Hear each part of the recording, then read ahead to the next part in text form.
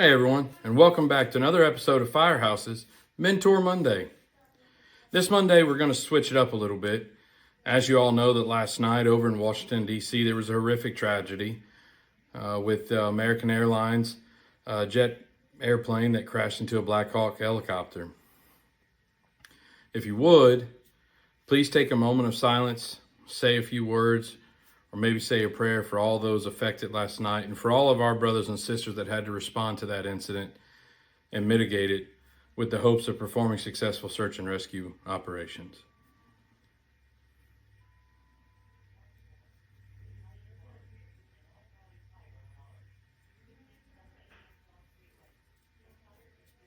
Thank you.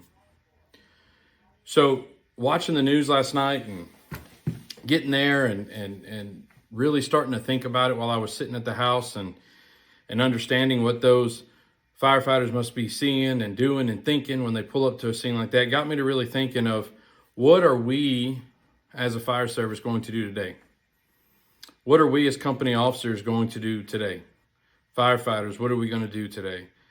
And it got me to thinking about, I sure hope that there's no company officers out there or there's no firefighters out there that go to work today and don't take the opportunity to talk about what happened last night. I would hope that they would sit around the table at roll call and they would discuss this incident. Obviously not knowing all the details and not knowing exactly what happened or what those firefighters are facing, but truly discussing it as far as a company officer, what are you saying when you pull up to that? We know that there was an engine company or a truck company or maybe a chief officer that was there first and by themselves for some period of time trying to understand what they're looking at. What are they doing? What is the firefighters in the back doing? These company officers, you should take the opportunity to look at your firefighters and say, we are in that situation. A jet airplane and a Black Hawk helicopter in the Potomac River. What are we doing? What is your job? What is your role? What are we going to do? How are we going to set up? What policies and procedures are we going to follow? What special teams do we have to call, right? We need to be teaching that. We need to be discussing this because unfortunately on our job, nothing is truly invented, right?